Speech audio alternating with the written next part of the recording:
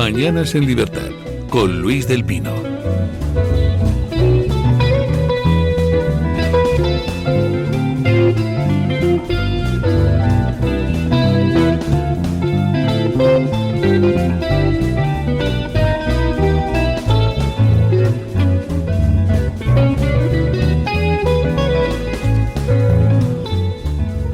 Bueno, ¿recuerdan ustedes que hay un sorteo del Día de la Madre? Pues hombre, aprovechen la última oportunidad para comprar su décimo. Regálenle a la madre un décimo del sorteo especial del Día de la Madre, porque con ese décimo pues a lo mejor puede hacer sus sueños realidad. Otros regalos, pues hombre, flores pues se marchitan, el perfume se acaba, pero ¿y si toca? Pues a lo mejor eso que no ha podido hacer durante toda su vida, pues se puede dar un gustazo. ¿Cómo pueden ustedes comprar su décimo y hacer que su ilusión sea millonaria? Pues muy sencillo, entren en nuestra web clubdeamigos.eltorotv.com y ahí lo pueden adquirir. Bueno, vamos con la tertulia de hoy. Don Roberto Granda, ¿qué tal está usted? Muy bien, buenos días, Luis. Me parece muy bien que celebre el Día del Trabajo trabajando. Exactamente. Es algo a señalar. El Día del Trabajo trabajamos los sindicatos, que es el único día en que fingen que hacen algo. Se manifiestan. Y yo, sí, se manifiestan, se juntan 4 ahí en la Puerta del Sol, se confunden con la gente que está esperando en la cola de Doña Manolita a comprar lotería y luego se toman un aperitivillo, pero oye, por lo menos hacen acto de presencia, ya tienen el año hecho. Bueno, don Borja Montoro, ¿qué tal está usted? Muy bien, buenos días. Muy bien. También animado para trabajar. Sí, yo siempre soy autónomo, yo. Muy bien, ahí los autónomos. En fin, ¿con qué quieren ustedes que empecemos? ¿Empezamos con un inicio? ¿El de campaña de Andalucía, por ejemplo? Venga. Ayer, pues yo creo que quedó un poco claro cómo se va a desarrollar esta campaña, con 3 mensajes fundamentales. Por parte del PSOE,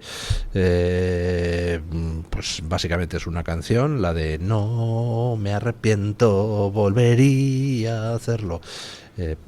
Salió Marisú Montero a reivindicar la labor de los socialistas andaluces en la Junta de Andalucía, con lo cual supongo que si volvieran al gobierno en Andalucía volverían a hacer lo mismo, al desfalco permanente. En el otro extremo del espectro, pues Vox, con enmienda a la totalidad, tratando de conseguir en Andalucía lo que ha conseguido en Extremadura, Aragón y Castilla y León, que es tener la fuerza suficiente como para que gobierne el PP, pero aceptando cambios en tema migratorio, aceptando cambios en tema de Agenda 2030 y economía, y sobre todo poniendo en práctica ese concepto que resume muchas cosas, que es el de prioridad nacional. Y luego, pues en medio, Moreno Bonilla jugando la carta de la institucionalidad. Todos los demás pues son extremos. Aquí lo que necesitamos es calma, contención, moderación. Y básicamente esos fueron los mensajes ayer de inicio de campaña. No sé si variará mucho, si ustedes esperan que varíe o... Llevaron a Miguel Ríos también en inicio de campaña, a María Jesús Montero, que ese es un ejemplo de que los artistas tienen que saber también retirarse a tiempo, antes de acabar haciendo el ridículo en campañas políticas. Hacer como Sabina, retirarse y decir, mira, la izquierda no es lo que yo pensaba, evidentemente esto es insoportable, no se puede sostener, yo no puedo seguir apoyando la dictadura cubana. Pues Miguel Ríos se empeña en hacer el ridículo junto a María Jesús Montero, que al final yo no sé quién hace más el ridículo. Después de lo que hemos sabido de Ábalos, lo que dijo Koldo, aquello de se le hace, perdón por la expresión, el coño agua. Pero había conseguido no pronunciar esa expresión en el programa, don Roberto. Bueno, por eso pedir perdón con antelación. Pero hay que poner SIC, ¿vale? SIC, entre comillas, que es lo que ha dicho en el Tribunal Supremo, es esperpento de declaraciones tragicómicas que estamos viendo esta semana, ese espectáculo que hay en el Tribunal Supremo. María Jesús Montero yo creo que puede tocar fondo más, quiero decir, más del de Juan Espadas, porque yo no creo que a los andaluces les haga mucha gracia votar a la señora que avaló y dio el visto bueno al cupo fiscal catalán. Es decir, el hecho de que sepan que dinero de los andaluces va a ir para los privilegios económicos de Cataluña es algo ya que les fastidia bastante, pienso, por lo menos andaluces sensatos. Y luego se espera un batacazo electoral, como el batacazo electoral que hubo en Extremadura, en Aragón, en Castilla y León y ahora en Andalucía. ¿Qué se ocurre? Se habrá pronunciado ya al menos la mitad del país en contra de la banda de Sánchez, en contra del PSOE, en contra del Frente Popular Gubernamental, que es lo que hay ahora mismo. Y bueno, hay que tener muchos arrestos también para ir ahí a quemarse, pero imagino que María Jesús Montero es capaz de inmolarse y... ¿Dónde irá que más valga, hombre? Sí, eso es verdad, eso es verdad. Tienen la manera de justificar los malos resultados por, ellos dicen, el auge de la ola de la ultraderecha, pero yo no sé hasta qué punto puede colar eso ya en el 2026, ya adentrados en el mes. Podía justificar en su momento, cuando apareció Podemos, decir, uy, que viene el lobo, que viene la ultraderecha malvada, pero ahora ya que hay gobiernos autonómicos con Vox y PP y no ha pasado nada malo, todo lo contrario, y en Extremadura se han visto que hay unos puntos de acuerdo bastante interesantes que me gustaría ver aplicados en el resto del país. Es decir, el acuerdo que han llegado a Extremadura, un acuerdo de mínimos, por así decirlo, en temas de inmigración, de Agenda 2030, de Agenda Verde, que llaman ellos, o ecológica, si eso se aplica al resto de España, podría ser una agenda interesante. Sí, me sorprendió también, me fijé en Miguel Ríos. Es muy buena señal, porque yo hace ya tiempo escribí y dije, no, el PSOE está tan absolutamente desconectado de la sociedad que piensa que los fusibles de Ana Belén, Víctor Manuel y Miguel Ríos todavía... Bienvenidos. Que todavía funcionan, que después de los castañazos que llevan cosechados en estas comunidades anteriores, presentarse en la campaña y ofrecer a Miguel Ríos como bueno, tengo este comodín en la manga, con esto ya no podemos perder, es evidentemente, dice, bueno, así les va y yo me alegro y así les va a seguir yendo y efectivamente van a cosechar. Es una cosa que yo creo que está descartado, por mucho que luego el CIS venga a hacer sus apañetes de aquí y de allá, tal. Es evidente, y allí el sentimiento que hay, y todo el mundo lo sabe. Yo he estado la semana pasada 2 veces en Andalucía, en Sevilla primero y luego en Granada, y he estado hablando con mucha gente y la sensación es que va a ganar Moreno Bonilla. El Partido Socialista se va a meter un castañazo que va a ser, yo creo, más monumental que en ningún otro sitio. No se sabe hasta qué punto. En Andalucía se la tienen guardada y se la van a hacer ver. Y lo único que sucede, claro, cuando decimos, y María Jesús Montero, ayer además hablando, reivindicaba al PSOE antiguo. Es que hay 2 candidatos que reivindican al PSOE antiguo. Está María Jesús Montero y está Moreno Bonilla, que también sí reivindica al PSOE antiguo. El Partido Popular últimamente es incapaz de aparecer en un acto público si no va acompañado de Felipe González Márquez. O sea, que ese era el estadista. Que también tiene que ver con lo que ha sucedido durante muchos años en el gobierno de Andalucía, porque aquel PSOE era el PSOE de Felipe González. Y luego de Zapatero, etcétera, etcétera. Quiero decir, sí, pero... Y esa especie de moderación, etcétera, que representa o que quiere representar Moreno Bonilla, de saber hacer, de no gritar, de silencio, y del gobierno para todos, sensatez, no sé cómo es sensatez, pero tiene a la Diputación de Almería, está detenida. Quiero decir que si la sensatez y el buen gobierno consiste en... Porque tiene al alcalde de Benalmádena, no quiero equivocarme, también ha sido, creo, detenido, y no quiero equivocarme y decir algo que no sea correcto, pero también tiene sus problemas ese gobierno, y sobre todo es evidente que va a ganar las elecciones, las va a ganar por mucho, pero como dice don Roberto, los pactos que hemos visto yo creo que han sido muy buenos y muy beneficiosos para todos, y cabe preguntarse si ese tipo de acuerdos, ese tipo de políticas las vamos a ver que se apliquen en Andalucía si Vox no consigue la suficiente representación como para poder ejercer esa presión. El problema de Moreno Bonilla, yo creo, es que le va a perseguir esa frase que tiene ya, que está dentro de los anales, que tenemos el corazón así de grande, sí, esa frase, ¿no?, para justificar la integración de inmigración ilegal, cuando Andalucía es una de las comunidades que más encaja precisamente y que más sufre, porque hay zonas de Almería que están tan degradadas que bueno, los de la zona te lo pueden contar, y muchas zonas en las grandes ciudades, las grandes capitales de provincia de Andalucía, que aquello mete miedo realmente. Sí, sí. Y es una comunidad que se nota en las calles en el día a día, porque aquí, por ejemplo, en Madrid, o sea, si vas a algunos barrios lo puedes ver, que hay una minoría de españoles. En Cataluña es mucho más exacerbado, sobre todo por el tema musulmán. Pero en Andalucía también está muy mal la cosa. Sí, es tremendo y lo será más si no se tiene una conciencia muy clara de cuáles son las políticas que hay que empezar a aplicar. Que se sabe que el los problema es que efectivamente son padres que los han dejado ahí a niños adultos. Con que si vienes adultos, con una mano menos dura en ese sentido o aplicas unas políticas distintas, resulta que te vas a encontrar con que vas a ser la comunidad menos activa para defenderte frente a eso. Y entonces pues dice, pues si ustedes quieren eso en Andalucía, pues denle 58 escaños a Moreno Bonilla, pero no tiene ningún sentido. Moreno Bonilla puede gobernar perfectamente siendo el presidente de la Junta de Andalucía con 50 escaños, mientras que Gavira puede sacar 20 o 22 escaños y sería una verdadera maravilla.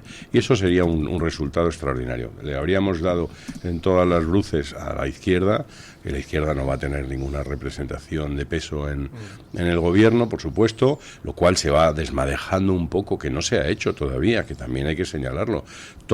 El entramado, porque eso lleva 40 años funcionando en Andalucía, el entramado de cacicato socialista, sí. Y eso se ha quedado un poquito en stand-by. Está ahí en permanencia porque no lo ha querido tocar, porque es una cosa, es un poco una especie de Delcy Rodríguez, sí, pero es que Juanma Moreno Bonilla. Lo vamos a dejarlo y vamos a trabajar con este panorama y lo que vamos a hacer es intentar inyectarlo y hacer que funcione a nuestro favor. Es muy peligroso dejar eso intacto y hay que desmadejarlo completamente. Pero es que fue Núñez Feijóo el que dijo, yo no tengo ningún interés en ver a Chávez y a Griñán en la cárcel, ¿no? Como a favor de los indultos. Sí, sí. Pues yo creo que los andaluces tienen interés en ver a los que les robaron. Absolutamente. No hay un solo votante del Partido Popular que no esté de acuerdo con eso. Y no hay ningún votante del Partido Popular, por cierto, que no esté de acuerdo con la prioridad nacional de las personas con las que... Pero claro, te sorprende cuando hay personas que te dicen, no, sí, yo eso...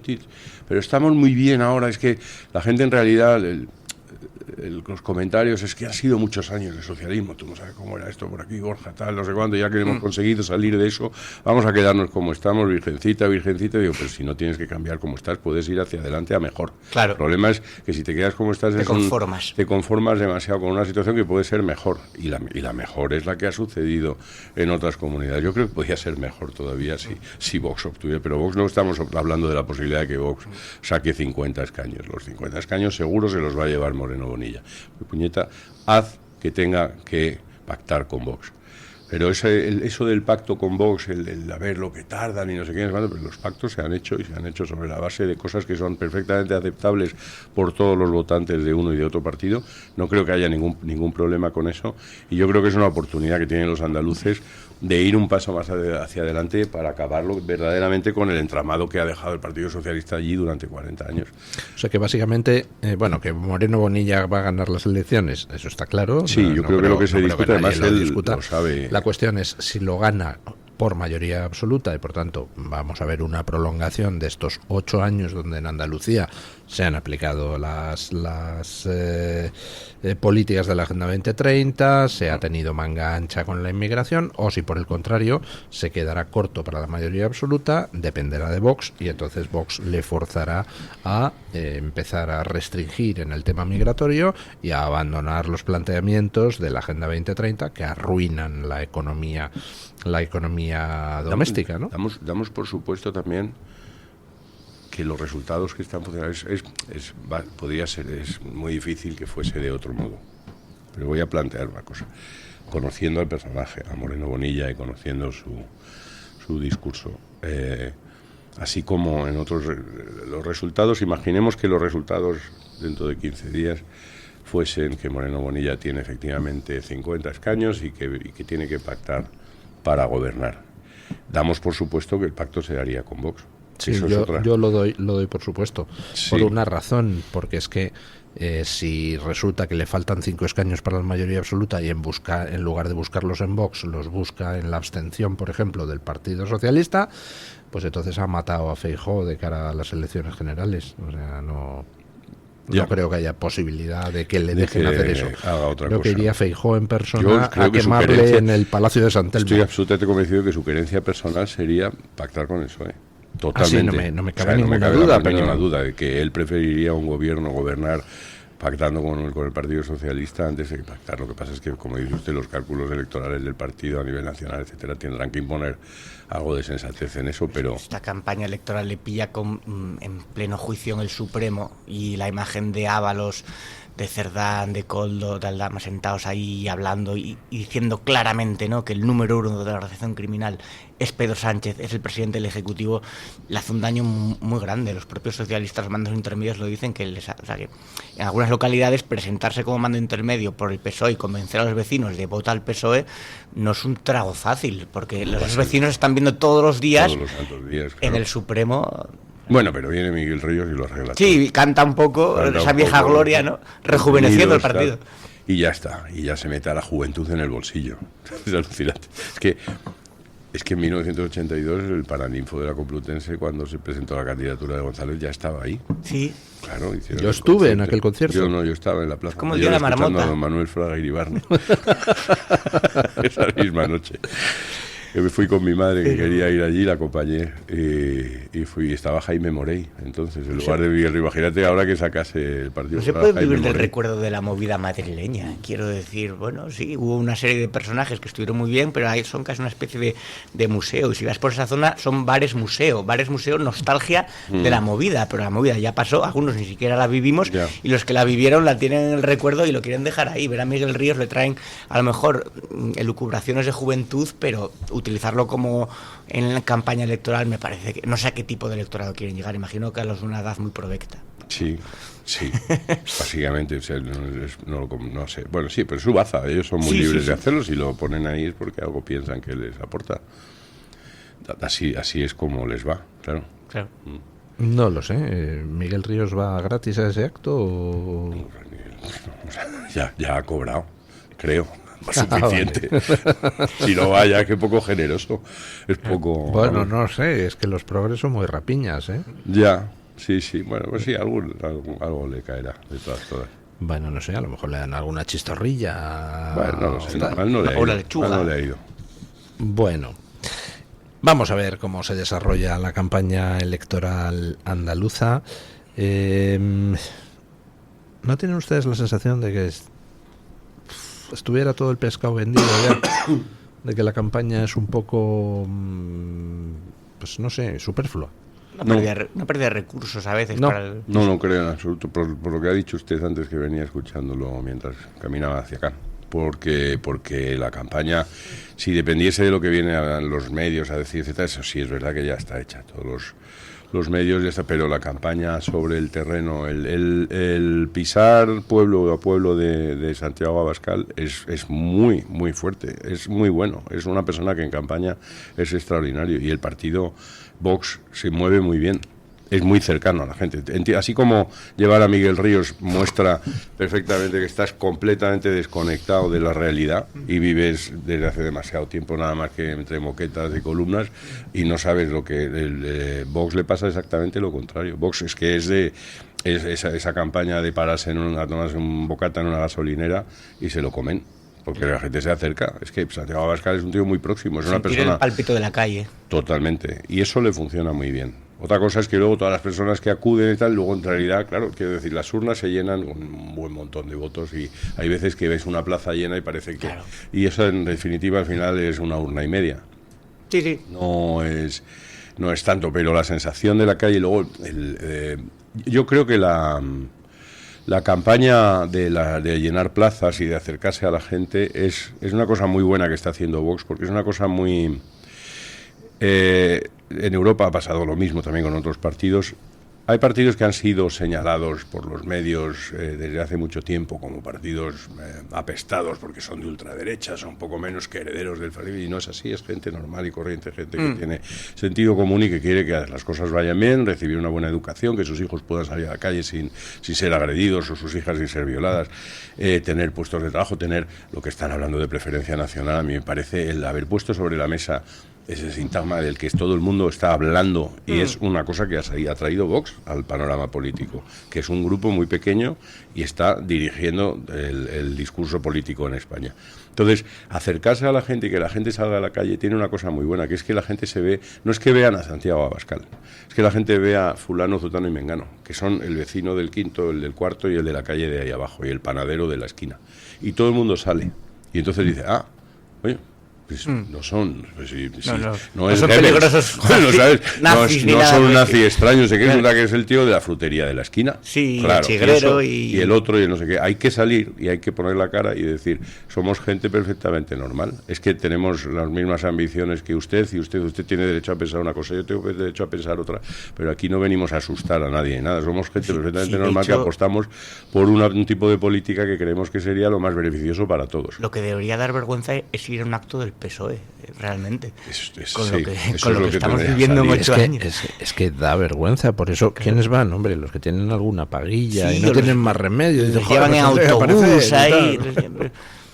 Pero claro, defender esto es como, pero no, mira, conozco a una persona realmente, déjeme estrecharle la mano porque tiene usted muchísimo mérito de defender lo indefendible, que le engañen constantemente y encima pactar con los enemigos del país. Es como hay líneas morales que una vez cruzadas, ¿no?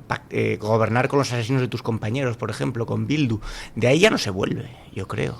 Y durante años van a tener que estar marcados. Por eso se escrachean y se asaltan las carpas de Vox y ese tipo de cosas. La presencia pública de Vox en la calle con absoluta normalidad les hierve completamente, porque es verdaderamente, efectivamente, demostrar es poder ver a todo el mundo con toda la tranquilidad del mundo y decir, es que esto es una opción política perfectamente válida, claro que sí.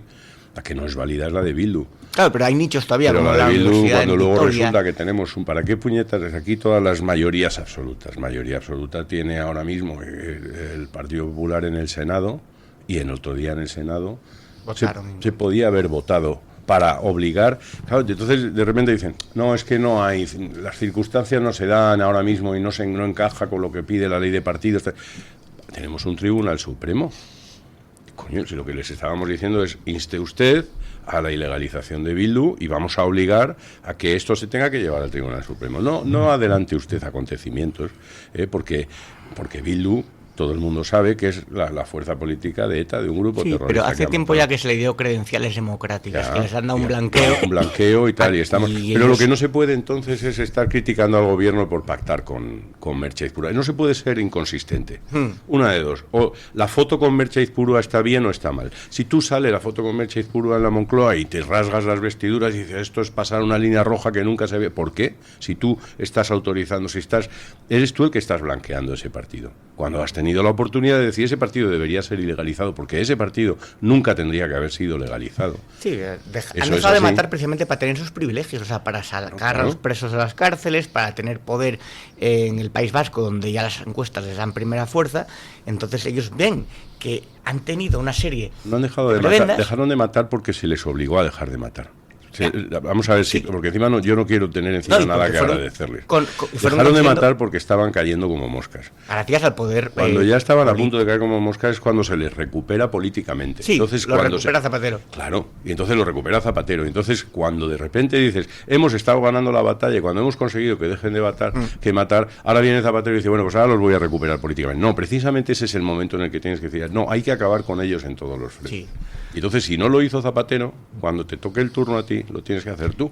Pero cuando luego resulta que le toca el turno al Partido Popular en sucesivas ocasiones, se niega a hacer nada en ese sentido. No son solo las 900 personas asesinadas o los 2.600 secuestrados o las 900 personas los 90 secuestrados y heridos 2.600. Son los 300.000 que se han tenido que ir del País Vasco, que es una manera de alterar Claro. el censo electoral. Claro. O dice, mira, aquí gana Bildu el Claro. PNV, pero se los habéis echado. Luego sacan pecho y dice, fíjate, nosotros que somos una comunidad antifascista, aquí el Vox y el PP no tienen nada que hacer. ¿Cómo van a tener que hacer si los has matado o los has sacado de allí a tiros? ¿Cómo van a tener nada que hacer? Y tenemos que comernos eso, y encima tenemos que comernos el orgullo de gente que viene a restregarnos unos resultados que son unos resultados que están viciados. Completamente, desde hace mucho tiempo. Es una comunidad en la cual la gente no vota con libertad porque sencillamente no se puede votar opciones políticas que han sido expulsadas de allí.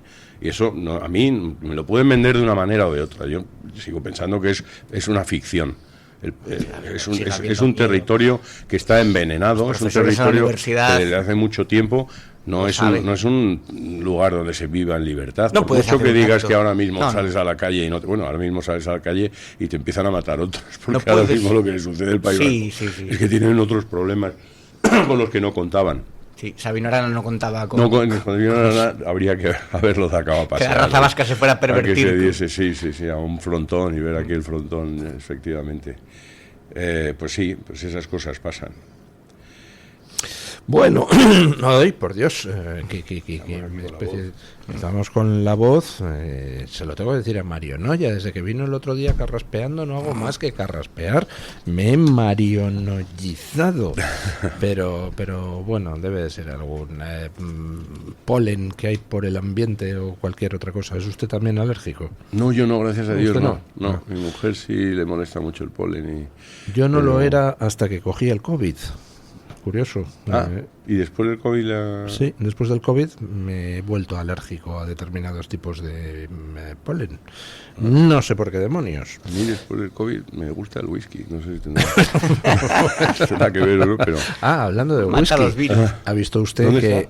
pensé que iba a decir... ¿Ha visto usted que como gesto de cortesía hacia el rey Carlos de Inglaterra, Trump ha rebajado los aranceles sobre el whisky escocés? ¿Ah, sí? Sí. Sí. Y la Casa Real inglesa me imagino que el viaje estaría preparado desde hace mucho tiempo, creo. Eso no es una cosa que se saque así uno del... Pero ha coincidido, hubo hace unas declaraciones hablando sobre las Malvinas y sobre que Estados Unidos cambiaba ese apoyo firme que siempre había tenido en favor de que las Malvinas fuesen de Gran Bretaña, este tipo de cosas, y ha sido inmediato, el rey ha ido a visitar a Trump a Washington. Ya digo que me imagino que estaría el viaje preparado con mucha antelación y que no es una improvisación, pero ha sido una casualidad, o tal vez las declaraciones las ha dicho antes, porque Trump es muy inteligente también cuando quiere hacer valer algo. El caso es que ha sido una visita divertida, sí, porque tiene sentido del humor, dice un par de cosas.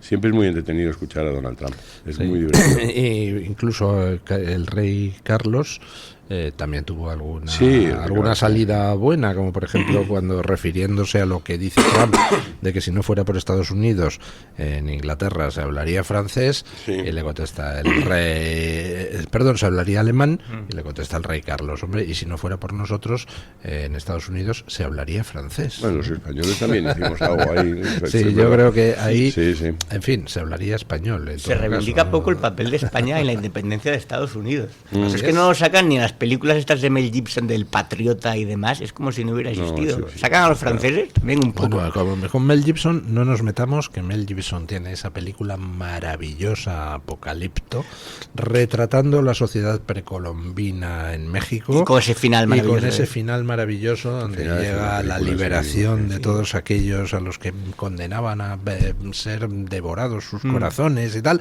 La liberación con la llegada de una carabela española, un soldado español y un misionero. Se acabó el canibalismo, ¿no? Se acabó el canibalismo. Bueno, pausa publicitaria y seguimos. Tu voz, tu libertad, tu radio. Radio Libertad. Ser líder no es brillar, sino iluminar. No es dejar huella, sino abrir caminos. Es saber que siempre puedes dar un poco más. Alimenta lo que te hace líder. El Pozo y Carlos Alcaraz, líderes en España y en el mundo. El Pozo Bienestar, el sabor de la vida. Un propósito es algo que nos mueve a superarnos. Hace más de 120 años empezamos el nuestro, impulsar la investigación para cuidar la salud de las personas. Pero hay retos que nos exigen una nueva forma de investigar. Nace el Centro de Investigación, donde la inmunología da forma al futuro. Caixa Research Institute, Fundación La Caixa, creer para transformar. Encuéntranos en iVoox, Spotify, Amazon Music y Apple Podcasts. Radio Libertad, a un clic de distancia. ¿Grasa localizada o flacidez que no se va? La doctora Margarita Esteban, referente en medicina estética en Bilbao, llega a Madrid con Endolift, el tratamiento de remodelación corporal sin liposucción ni quirófano. Mejora tus piernas, brazos, abdomen o glúteos en una sola sesión y sin posoperatorio. Infórmate en la Clínica Sandra Oliveira, en la calle Antonio Maura 7, o llama al 689-707-317. 689-707-317. Margarita Esteban, tu clínica de confianza, profesional y segura. ¿Sabes que hay 30.000 muertes en España por infartos? ¿Sabes que por cada minuto transcurrido las posibilidades de sobrevivir disminuyen en un 10%? ¿Y sabes que una ambulancia de media tarda en llegar a nuestra casa entre 10 y 12 minutos, produciéndose 3 de cada 4 infartos en nuestro hogar? Por todo esto, nace el proyecto Protege tu Vida. Tu hogar cardioprotegido con el mejor desfibrilador y de fácil uso. Ponlo en tu casa. Pide información al teléfono 900-730-061. Recuerda el desfibrilador que salva una vida. Infórmate 900-730-061.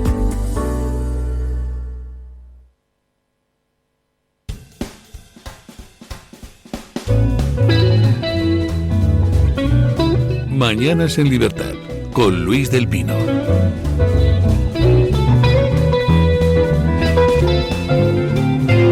Bueno, me decía don Borja Montoro fuera de micrófono que se ha estrenado esta semana la película en la que él ha estado trabajando, El Rey David, la película de animación que se llama David, tal cual, sí. Ajá.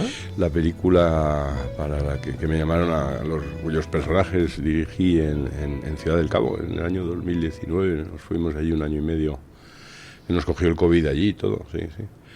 Y ha sido una aventura esa película, porque luego se interrumpió precisamente porque los fondos que teníamos para hacer la final del año 20 los retiraron precisamente porque el año 20 cambió el mundo, etcétera. Entonces los inversores retiraron la financiación y hubo un stand-by un tiempo. Yo me volví a España, luego seguí colaborando, he ido periódicamente.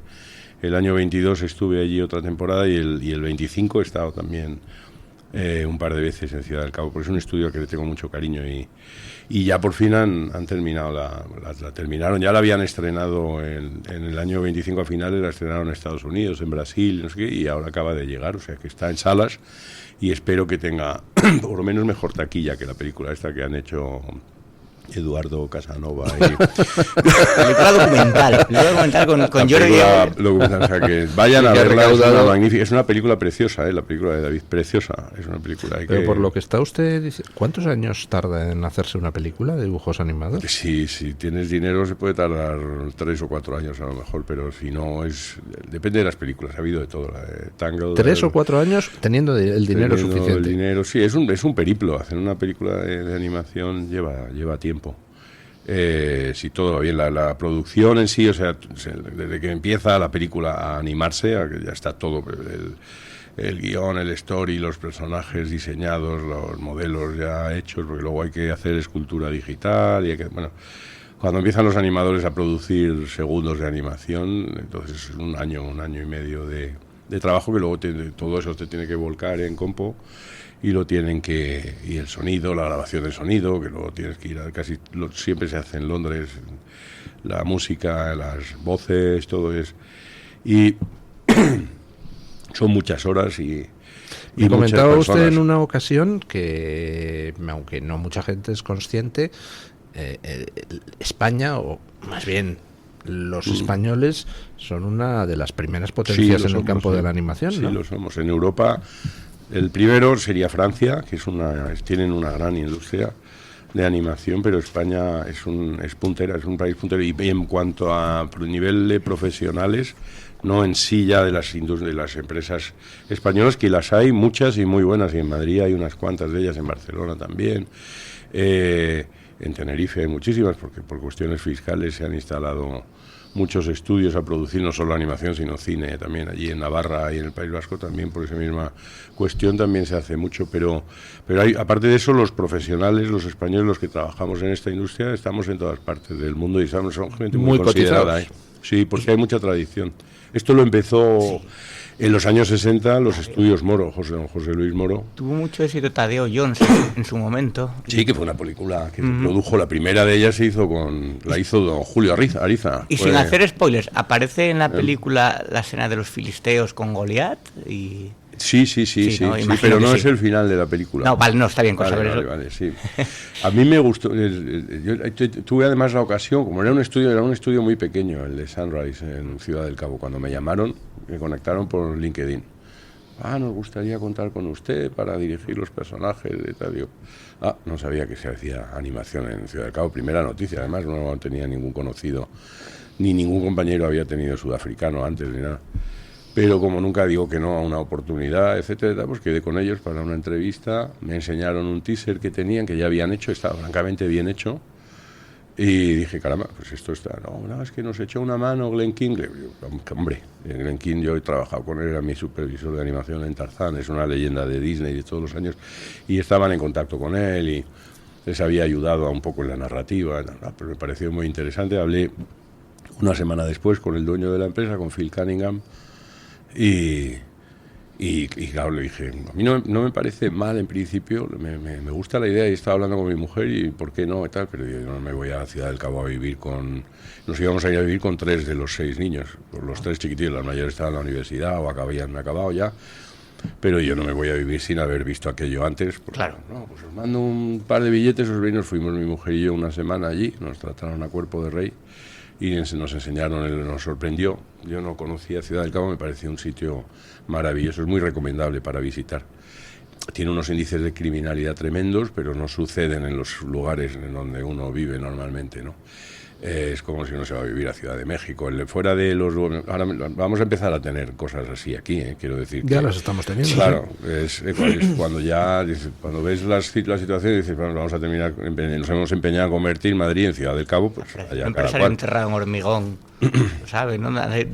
Sí, claro. Entonces son sitios donde la gente es peligrosa según y dónde te metas. Entonces, pero no, muy bien, estuvimos entonces pues nada, lo decidimos, nos fuimos y desembarcamos allí en el verano del 19 y hasta finales del 20 nos cogió el COVID. Allí llegó en abril, o sea, en marzo ya empezamos a tener noticias de España, de cómo iban las cosas y tal, no sé qué. Y estuvimos en el estudio trabajando hasta abril. Luego ya nos fuimos un par de meses, a mí me pusieron un equipo en casa y trabajaba online.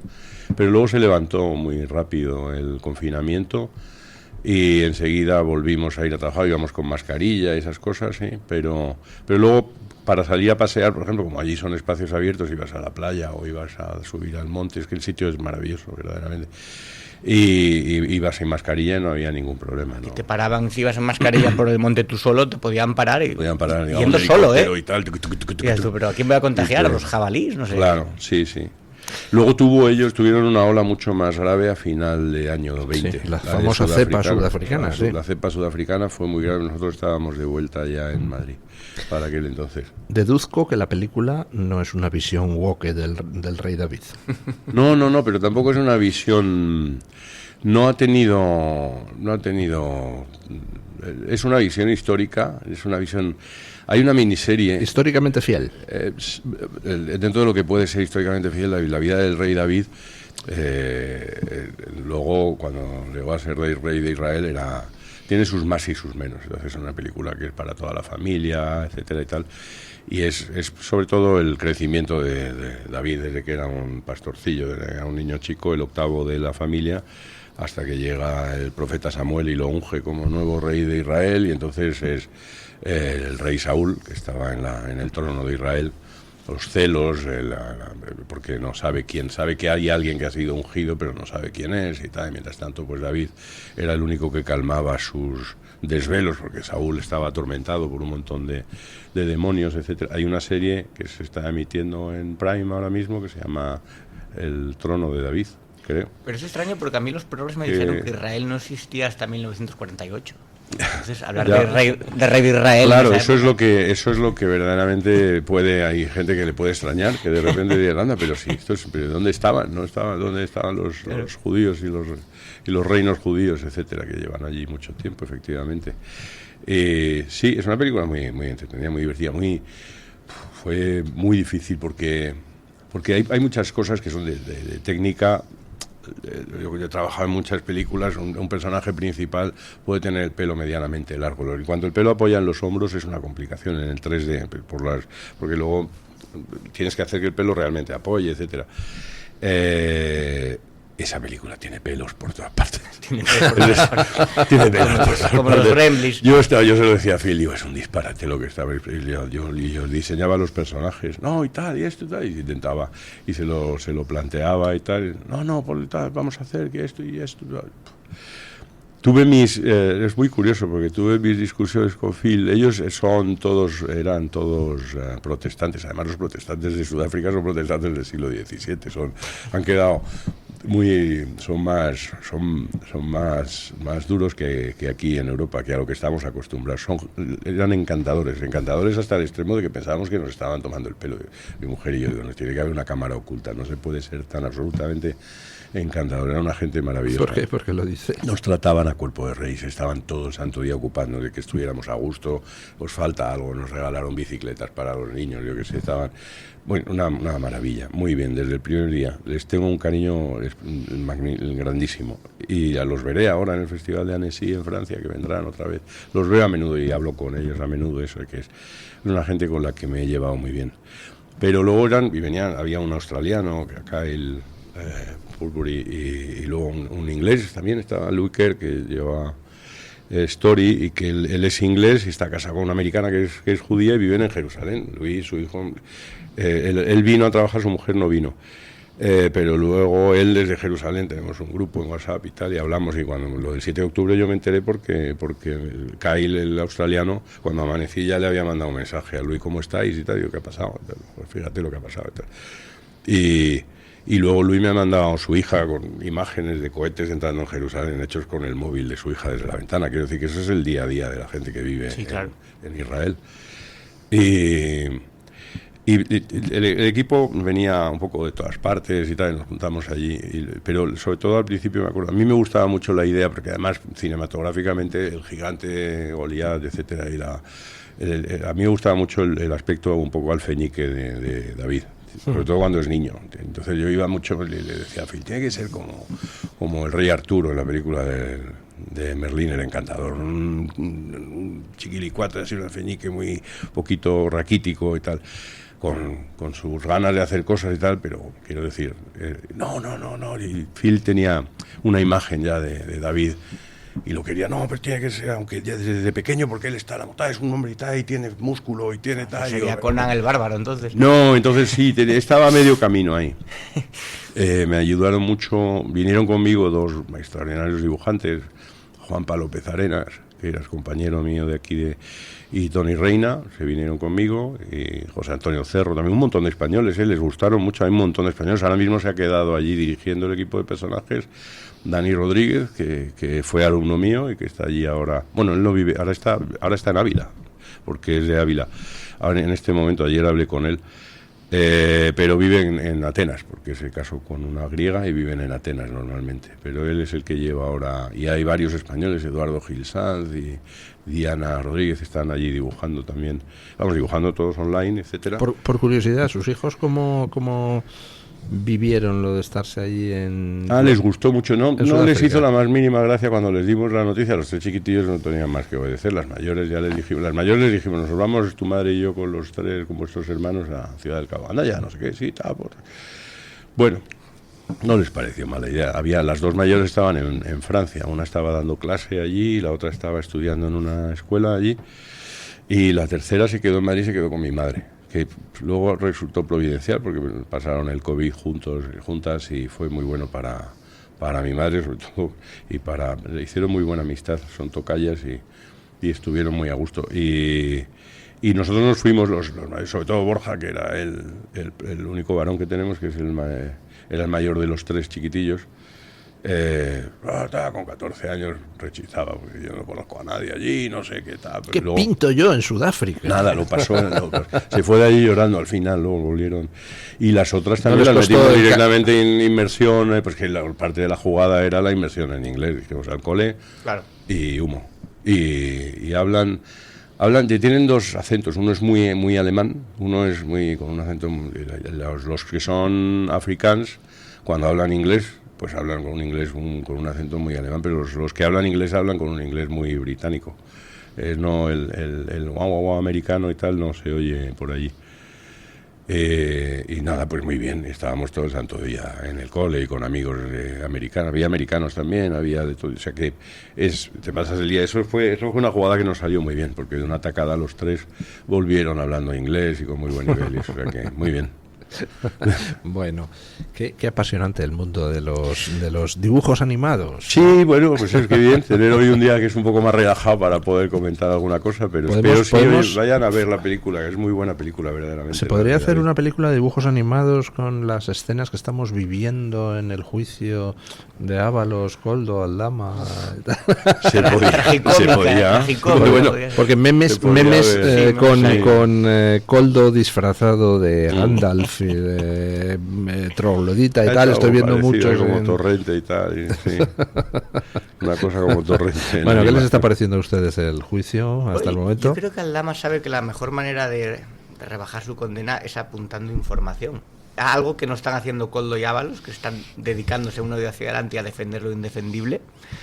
Aldama está operando, yo creo que de forma más inteligente, eso sí, autoinculpándose de soborno y de tráfico de influencias, y a la vez señalando al verdadero número uno, que yo creo que a estas alturas nadie duda de quién es.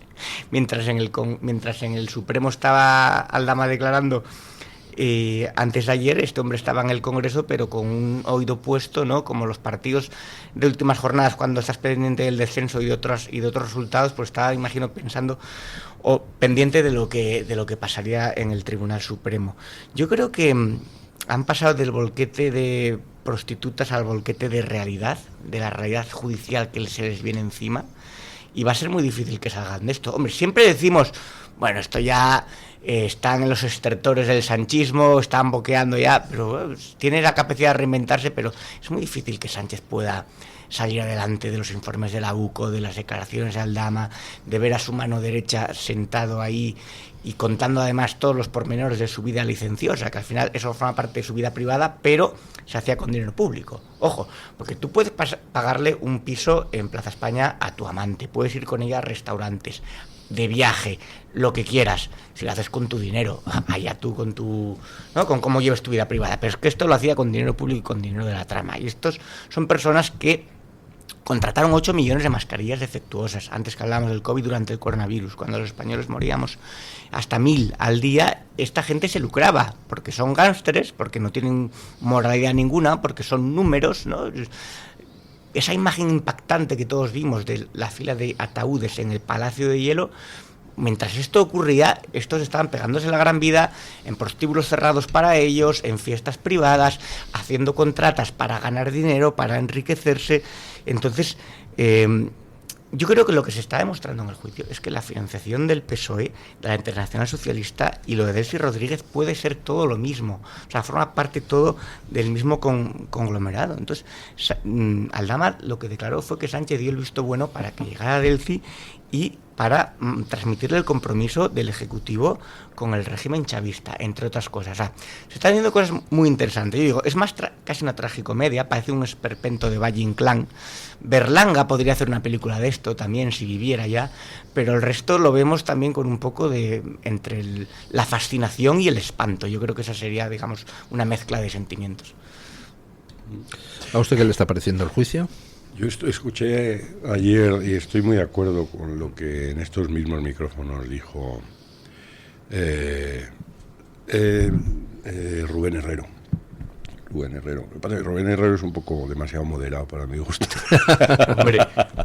Es un poquillo tibio, así se queda medio... No, fuera de coña.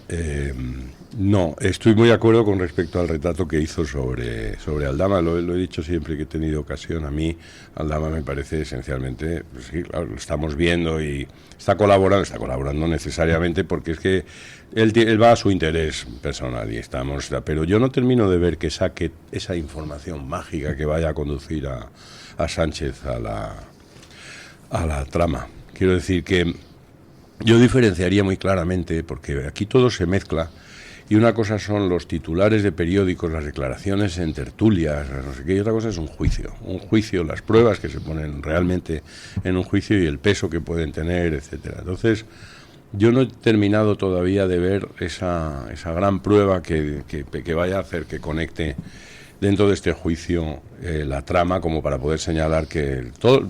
Una cosa es lo que la gente comenta en la calle y todo el mundo sabe y todo el mundo se está tomando un café y dice, bueno, el jefe de la trama es no sé cuándo, igual cuando dice Mr. X era no sé quién y MR era no sé quién. Todo eso son comentarios de la gente.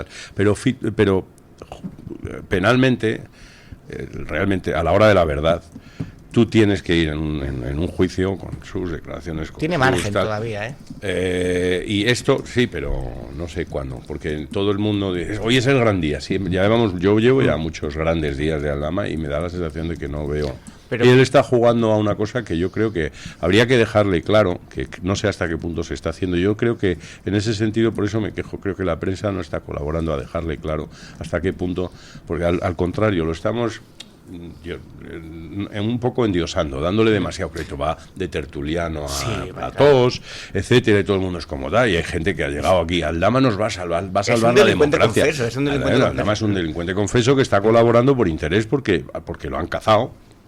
Y que hoy aquí ante quienes me quito el sombrero es ante la Guardia Civil, las investigaciones de la Unidad Central de Operaciones, es la UCO.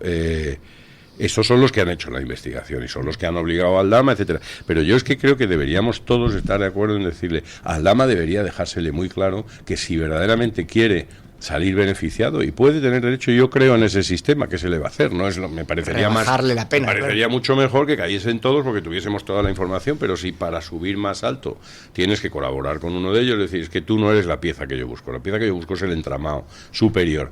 Me parece bien, quiero decir que eso está dentro de lo normal y dentro de lo natural, y me parece bien que la justicia ofrezca una negociación. Usted se puede librar de una condena mayor si usted colabora. Bien, me parece pero que, me tiene usted que dar cosas jugosas. Pero yo tengo que ver que eso me conduce a algo realmente. No en los platos comentaba de televisión. Don Paco Santas ayer un dato que me dejó... Otro pepero, porque aquí había dos peperos y don Rubén, creo recordar. A veces hay que me comentaba así. Don Paco Santas una cosa que es verdad. ¿Por qué Aldama nunca habla de Cerdán? Ya. Pues es algo curioso, ¿no? Uh-huh. Porque Cerdán, Ábalos, Koldo eran todos un mismo entramado. Claro. Y da la sensación de que lo son, efectivamente, viendo lo que decía usted, viendo las declaraciones de Koldo, al final, luego a la hora de la verdad, cuando llega la hora de tal, no son, ¡ay, es que se pasa! ¡Oh, fíjate! Llevamos meses escuchando, ¿no? Y Koldo y Ábalos ahora ya no se hablan y no se van. Filfas. Son todo una parte. Aldama tiene credibilidad porque él no va a perjudicarse por mero despecho hacia el PSOE. Quiero decir que lo que él dice, yo creo que es la verdad, aunque le falte aportar las pruebas, aunque tiene un margen todavía. Pero a raíz de sus declaraciones, la Fiscalía ya puede interrogar con eso que dijo Aldama a Koldo y a Ábalos. Puede hacerles preguntas encaminadas relativas a la financiación del PSOE, por ejemplo. Claro. Fiscalía. Sí. Bueno, en este caso es la Fiscalía Anticorrupción que escapa al control. Vamos a ver lo que escapa del tiempo que escapan al control unas cosas y otras. No sé, yo ya digo que a mí, la vida política en España, de alguna manera nos hemos empeñado a la hora de poner como los listones se han ido subiendo y se han ido antes por meter la mano por llevarte creo recordar que una expresidenta de la Comunidad de Madrid tuvo que dimitir porque salió un vídeo que se había llevado un bote de perfume de cremas, unas cremas, sí. Cosa que me parece muy bien, yo estoy muy de acuerdo en eso, pero y antes te cogían habiendo plagiado una tesis doctoral o una cosa así. Esto es motivo de que te vayas a tu casa. Es que aquí no son necesarios, los políticos no son necesarios, están a nuestro servicio y tal. Entonces la responsabilidad política, que antes era evidente por pequeñas cosas, eso se ha borrado de nuestro panorama, ya no existe. Ahora, para tener responsabilidad política tienes que tener previamente responsabilidad penal, y es distinto, son distintas. Entonces, evidentemente hay una responsabilidad política en todo este entramado. Esa ya está en boca de todo el mundo, y es así. Pero el Partido Socialista, por supuesto, y Pedro Sánchez menos que ninguno, no están dispuestos a asumirla. Eso ya lo sabemos. Ni con su mujer sentada en el banquillo, que es lo nunca visto. Da igual, como lo hemos llevado al extremo de la judicialización. Necesitamos condenas. Y condenar a una persona no es fácil. Quiero decir, gracias a Dios también, Quiero decir, tenemos un sistema muy garantista. El proceso penal en España es un proceso muy garantista. Es un poco lento, yo creo que la justicia es verdad que va muy lento, porque ahora vamos a ver asuntos de Kitchen y tal, que salga lo que salga, se está juzgando muchos años después de que sucediese, de manera que... pero si vamos a tener que esperar a ver si Koldo, Ábalos, todos pensamos que les va a caer una condena, porque las pruebas son casi irrefutables, etcétera, pero pruebas de que haya más, a pesar de que todos podemos sospechar, etcétera, yo no veo que haya pruebas que vayan a conducir toda la trama de los hidrocarburos, etcétera, etcétera. Eso va a ir muy despacio y no va a salir este año, no va a salir antes de que tengamos que votar el año 27. Y eso va lento a pesar de todos los palos en las ruedas que se han puesto desde el gobierno en los primeros momentos de la investigación, tratando de desacreditar, incluso mediante insultos. Me voy 5 días a reflexionar. Esto es un burlo de la ultraderecha, esto es el fango, atacando a periodistas, atacando a medios, como que él era una víctima, ¿no? El victimismo, y que Ábalos, mira, ponemos la mano en el fuego por él. Aparecía Ábalos siendo aplaudido también cuando aquella sesión de investidura. Sí, sí. Entonces, se ha sacado toda esta basura, se ha sacado adelante hasta el punto de tener a esos señores sentados en el Tribunal Supremo, a pesar de todas las trabas que puso el gobierno. Porque el gobierno incluso ha jugado la carta del golpe judicial. Tenemos un golpe judicial, Begoña es inocente, mi hermano es inocente, esto es una persecución de la extrema derecha, claro. ¿No? Y eso se ha ido desmontando poco a poco, entre otras cosas gracias a la UCO y gracias al periodismo. Entonces ahí es donde hay que seguir. Es que cuando luego... Porque cuando se están lanzando todas las portadas y portadas de medios y tal, no sé qué, cuando luego aparece la sentencia... Y si la sentencia no es la esperada, o si la sentencia, sea lo que sea la sentencia, el titular de determinados medios va a ser: la sentencia deja claro que Sánchez no tuvo nada que ver. Eso es una cosa que... Pero hay medios porque eso es una redacción de un titular. Claro. Entonces, cuando se dicte sentencia, aunque condenen a Koldo y a Ábalos, la sentencia deja claro que el PSOE, que la cúpula del PSOE no estaba involucrada y que... exculpar a Sánchez. Y parece que es una sentencia en la que Sánchez ha sido juzgado, porque Sánchez no ha sido juzgado. Se cree que en el Peugeot o en el Mercedes, bueno, ya, iban eso todos... es así como se juega con las noticias. Ya lo sé, iban todos y Sánchez no tenía nada que ver, él iba como de pasajero, bueno, como si fuera un BlaBlaCar. Eso no se lo cree nadie en España, porque hace falta, no se lo creen ni siquiera ellos mismos, claro. Evidentemente, pero una cosa es esa y otra cosa es cómo lo venden. Entonces es cuando empiezan, después de todos estos meses, y qué angustia y lo mal que lo hemos pasado y nos han estado persiguiendo las togas y estas cosas, Sánchez. Y todo lo que pobre Begoña, y tendremos acosada. Otra carta de amor y esas cosas y tal, y andamos pues eso, como que son pobres enamorado. víctimas. Bueno, hacemos pausa publicitaria y continuamos con la tertulia.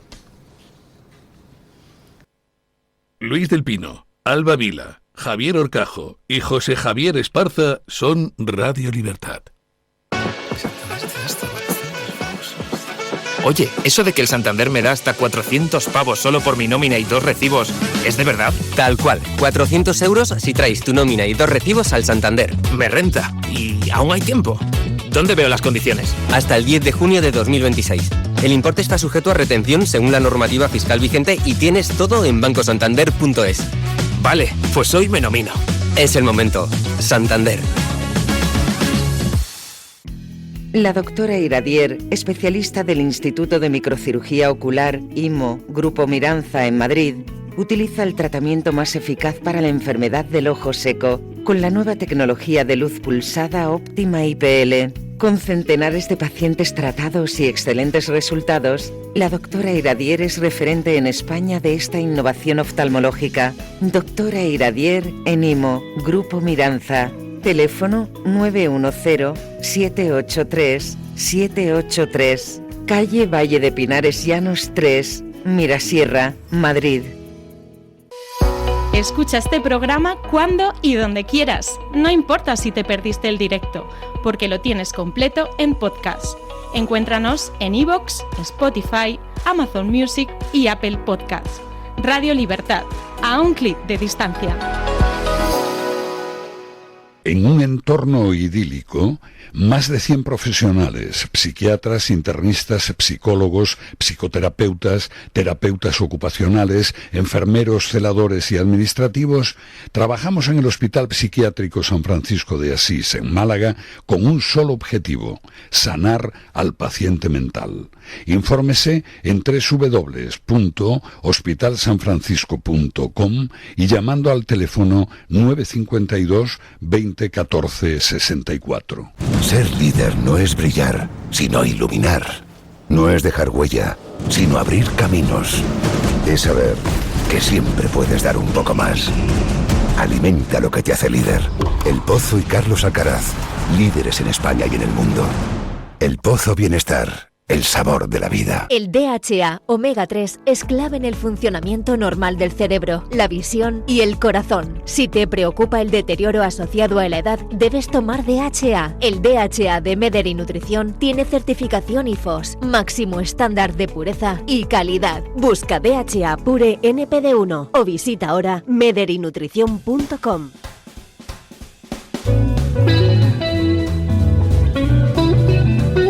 Mañanas en Libertad, con Luis del Pino.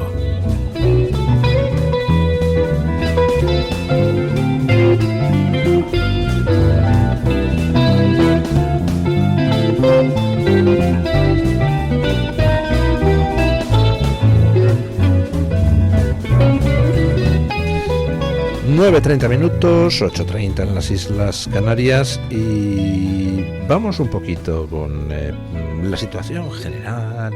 ...Estados Unidos... ...la visita del rey... ...de las grandes... ...de los grandes pabellones auriculares... ¿Cómo ven ustedes últimamente a un Trump que ya ha sobrevivido a su tercer intento de magnicidio? Empieza a ser todo un veterano el tío. Sí, desgraciadamente van a seguir intentándolo, además, yo creo. Y ha tenido mucha suerte. Y tiene el servicio secreto debe de ser muy bueno, pero yo creo que es mejorable, me parece, porque es que ese señor entró en la sala a voz en grito con un arma en la mano, etcétera, y todo. El último. Total, que eso lo tendrán que revisar seguramente, pero vamos, es evidente que es seguro que intentar atentar contra el presidente de los Estados Unidos no debe de ser algo sencillo, pero van a seguir intentándolo, eso seguro, no quepa la más mínima duda, porque lo buscan. Círculos de seguridad, ¿no? No solamente un círculo de seguridad, y que haya penetrado hasta el hall de donde estaba la cena de corresponsales, ya de por sí es un síntoma, porque hay varios, ya el círculo está colocado ya a metros de allí. Por eso lo digo. Ahora, aparte de eso, yo lo veo cada vez más fuerte, cada vez más seguro de lo que hace. Me choca cuando hay veces que la gente te plantea y te dice, es que no tengo muy claro. A mí me da un poco de... Porque es que no creo que tenga una estrategia, no veo que tenga muy claro lo que está haciendo. Es como si todas las mañanas se levantase e improvisase algo. Yo creo que eso es una imagen que se intenta vender de Donald Trump para presentarlo como si fuese una cabeza disparatada, un loco. Y yo creo que es una persona que a lo largo de su existencia, en su propia vida profesional y ahora como presidente, no me ha dado nunca esa impresión. Yo creo que tiene unas ideas muy claritas en la cabeza y que está moviendo las fichas del tablero de una manera muy inteligente para hacer que todo vaya en la dirección hacia donde él quiere llevar la nación que preside, que es a volver a ser la primera fuerza mundial hegemónica y controlar y ponerse a la cabeza de un occidente que estaba un poco desbocado y que iba en una dirección un poco suicida, me da a mí la sensación, y los enemigos de Occidente son múltiples, pero empezamos a poner con los dedos de la mano y no me parece que haya ningún presidente que se haya enfrentado tanto y a tantos de ellos al mismo tiempo, y lo está haciendo de un modo muy inteligente, primero porque a diferencia de otras presidencias anteriores, por el momento no hay miles de soldados americanos muriendo en campos de batalla, etcétera, y el gasto militar, que es elevado, no es tan disparatado como en otras operaciones, porque las operaciones de movimientos de tropas son disparatadamente las guerras largas desgastan mucho al electorado americano, sobre todo las que cuestan dinero, porque dicen, a ver, ¿a dónde están yendo mis impuestos? Pero es verdad, todos esperamos la caída del régimen iraní, y no es tan fácil, un régimen que lleva muchos años preparándose para esto, y solamente desde el aire se ha demostrado que no se puede terminar con un régimen. Es decir, Vietnam fue bombardeado insistentemente, además. El régimen lo que va a quedar es botas en el inoperante como actor peligroso en la zona. Quiero decir que Ahora mismo, desde hace 2 días, están quemando su propio petróleo, se están ahogando en su propio petróleo, que es lo que está calculado, y eso no es una cosa que haya amanecido hoy Donald Trump y ha dicho, vamos a ver si... ha penetrado en la sociedad, tienen un ejército y una población muy grande, bueno, muy y sigue numerosa. asesinando la población, claro, y todo. Sí. Y también la idea que yo creo que calan los americanos es la transición desastrosa que se ha hecho de las guerras de Irak y de Afganistán. Por ejemplo, en Afganistán marcharon corriendo, dejando a la gente tirada. Y como digo, solamente a base de bombardeos que haga caer un régimen cuando, por ejemplo, Alemania en la Segunda Guerra Mundial se bombardeó, pero necesitaron botas en el terreno. Vietnam se bombardeó, pero necesitaron botas en el terreno. ¿Irán puede caer solamente con inteligencia, con drones, con misiles dirigidos y con bombardeos estratégicos? Esa es la pregunta. Irán lo que puede es dejar de ser una amenaza, que yo creo que eso ya va a suceder, porque es que el Irán que va a salir después de esta guerra no tiene nada que ver con el Irán que había el 7 de octubre del 23, que es el hacedor de sus todo. Proxies terroristas. Es decir, lo que esto va a acelerar son la firma de los acuerdos de Abraham, yo creo que se volverá a poner sobre la mesa antes o después, etcétera, y se alcanzarán nuevos acuerdos en una situación de equilibrios completamente distinta en todo Oriente Medio, que puede que sea muy beneficiosa para todo el mundo. ¿Cómo termine el régimen de los ayatolás? Bueno, es que hay gente que, claro, evidentemente siempre habrá el que diga, es que no ha terminado la tarea y todavía siguen matando los ayatolás. Tienes que dar eso, o gente que dice que de él sí no tendría que estar gobernando, tendría que estar María Corina Machado, que aquí vienen los triunfadores de la democracia, vienen a dar lecciones cuando no han hecho nada. La gran triunfadora de la democracia en España, que yo últimamente la critico mucho, pero es porque me da rabia, caramba, es Cayetana Álvarez de Toledo, que se pasa el santo día diciendo que Donald Trump es una vergüenza para Occidente. Bueno, Donald Trump es el único que ha hecho algo, porque es que se llevaron de la cabeza, entraron en el Palacio Presidencial y cogieron a Maduro, y está Maduro en Estados Unidos, en Nueva York creo que está, o en Washington, no sé dónde está metido en una celda, y ve la luz del día, no sé si 1 hora de paseo, y no va a salir de ahí. Lleva un pijama del color del micrófono, de la hoja de ese micrófono. Protegiéndole volvieron a Cuba en cajas de zapatos, que yo no sé lo que hicieron los... Claro, tenía 50 o 60 soldados de élite cubana, no murió ni un americano, entraron allí con unos helicópteros, una operación los cubanos espectacular. Son muy buenos para torturar a gente indefensa y a inocentes, pero militarmente dejan mucho que desear. Claro, entonces de la noche a la mañana, la salida al día siguiente, porque Diosdado Cabello seguía estando en la silla donde estaba y Delcy Rodríguez seguía estando, etcétera. Entonces, pretender que a la mañana siguiente fueses a poner a María Corina Machado en el balcón presidencial a hablar con el público, querido Venezuela, ya estoy aquí, tal, eso es un disparate. Sobre todo porque la trama del cartel de los soles hay que desmantelarla también. Es un disparate. Pero lo que sí se ha hecho, que no sé, porque aquí todo el mundo luego va a darse abrazos con María Corina Machado en Estocolmo cuando va a recoger el premio Nobel, etcétera, y tal, qué bonito, y esto y aquello. Que no salió ella con un billete de autobús.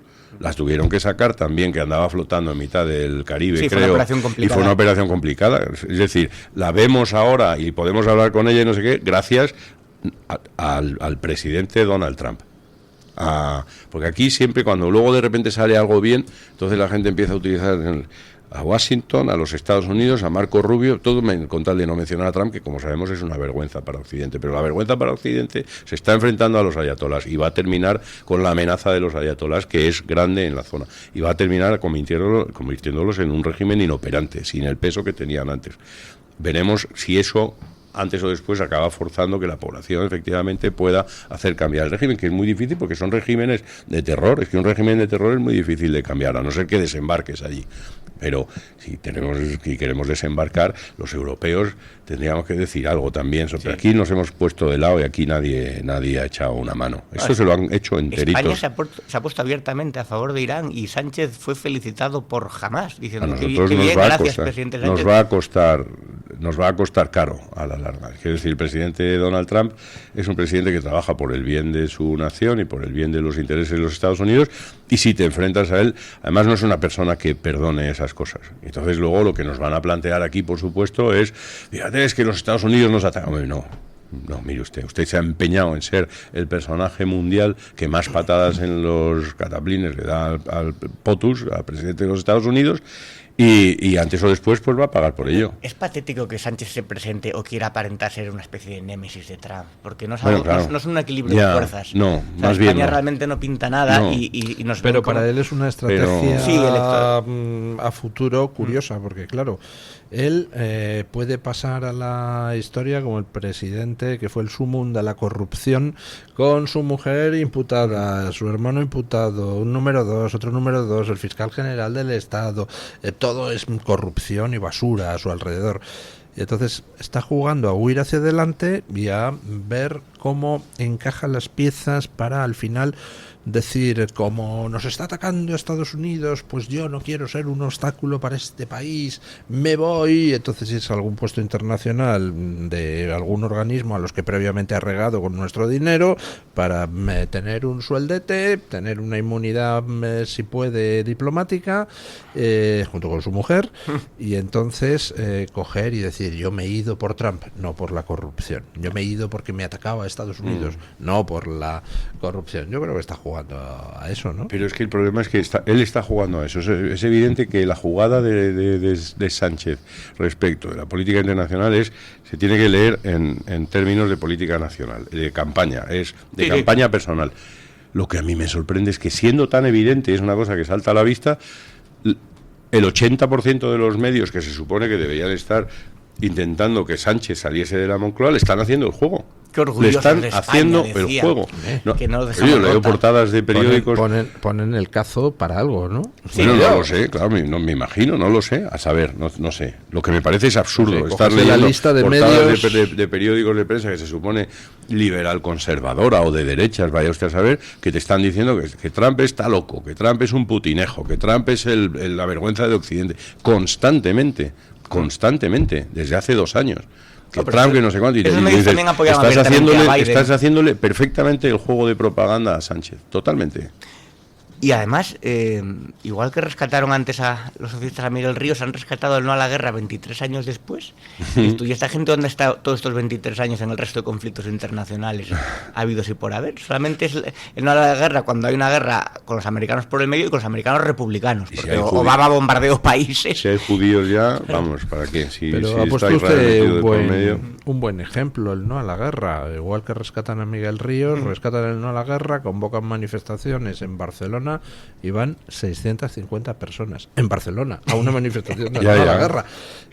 No va ni más a o menos lo de Miguel Ríos yo creo que va a tener un éxito similar, ¿no? Sí. Sí. Por eso hoy quiero decir, es incomprensible que los medios que tenían que estar comprendiendo perfectamente esto y decir, oye, mire usted, esto es una batalla de la civilización de Occidente contra enemigos de Occidente, clarísima. Pero llevarlo al no es necesario que estés aplaudiendo con las orejas todos los días a Donald Trump, y a lo mejor se puede alguna vez criticar, hombre, es que esto que ha dicho es un poco duro, tal, pero es que no es eso lo que se está haciendo. Lo que se está haciendo es una demonización del personaje. Es presentarlo como un verdadero imbécil, como un chalao, es eso el retrato que nos venden, y eso es falso, es completamente mentira, no es así. El personaje, primero, es que no es así, y segundo, es que además no está funcionando así, y luego además se están empeñando en contarnos un día sí, otro también, que es una guerra que está perdiendo, y no está perdiendo esa guerra. No la está perdiendo porque la guerra tiene mucho más que lo que está. No se trata de decir, no es que la gente pretende ver una bandera estadounidense ondeando entera. Aquí se gana una guerra cuando vemos la estatua de Saddam Hussein cayendo al suelo, que es lo que a que nos ha acostumbrado la tele. Pero no es esa guerra la que va, y luego, sobre todo, dice la guerra después, el abastecimiento de petróleo en China, etcétera, etcétera. Por ejemplo, Venezuela, ¿alguien duda de que Venezuela es ahora un estado vasallo de Washington? Es que no puede ser de otra manera. Y sin embargo, pues en el Palacio de Miraflores no hay ondeando una bandera estadounidense. Pregunta usted si alguien lo duda, yo le diría sí, mucha gente lo duda. Un montón de gente. Y lo dudan con mala intención, además. Me llama la atención la cantidad de gente que está deseando la aniquilación completa del Estado de Israel. De forma más o menos indisimulada, pero geoestrategos, coroneles, no sabéis por dónde voy, españoles, ¿no? Que están diciendo todo el rato va a haber la Tercera Guerra Mundial, el infierno se desata sobre Tel Aviv y tal, que están prácticamente deseando que Irán contraataque y que lance un misil en el medio de Tel Aviv. Pero todas estas personas, por ese odio intrínseco, dicen, no es antisemitismo. Bueno, a ver, esto lleva siglos ya. enraizado en la cultura occidental muchas veces, y están a favor de Irán. Y alguno decía, como Santiago Armesilla, no hay que estar o con Irán o con Epstein. Yo, pero ¿qué analogía es esa? Sí. O sea, ¿qué maniqueísmo es ese? La balanza, ¿no? es una cosa así. Sí, son los mismos los que defienden a Irán y los que eran amigos de Epstein.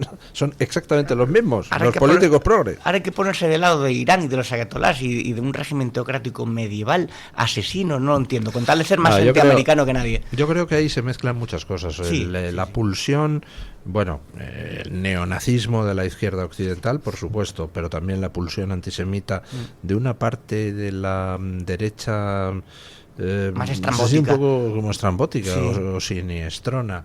Y luego aparte ya a eso se le suma un tercer factor que son las voces a sueldo. Hay voces a sueldo del amigo Putin que no dudan en defender lo indefendible con tal de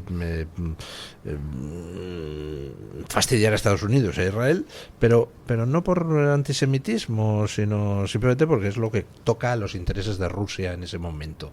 Y luego están los que simplemente son la voz de su amo de los partidos políticos principales en España.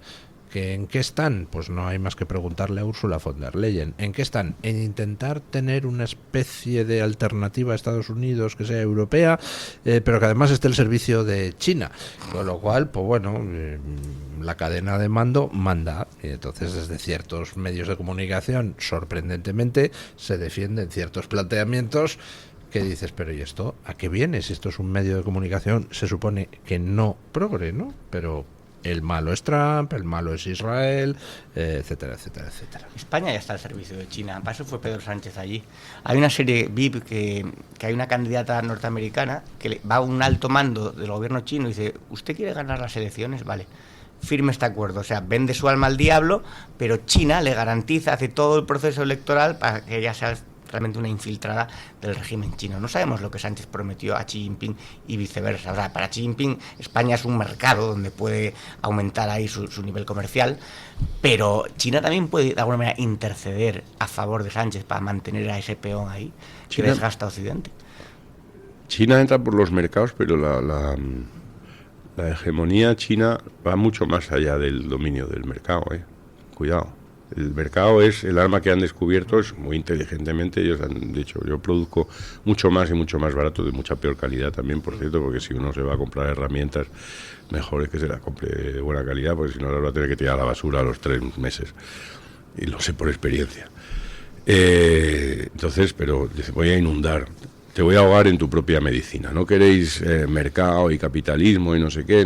Pues una sobre una superproducción y un consumo desaforado de 1.000 millones de cosas que nos van a llegar de China, tal. Y entonces elimina por competencia, porque vienen con más, tal, y luego, por supuesto, ese dinero además lo utilizan para ganar influencia política. Quiero decir que se sabe que tienen ya cabezas pensantes y cabezas decisorias a sueldo, aquí, allá, en la Unión Europea y donde puede.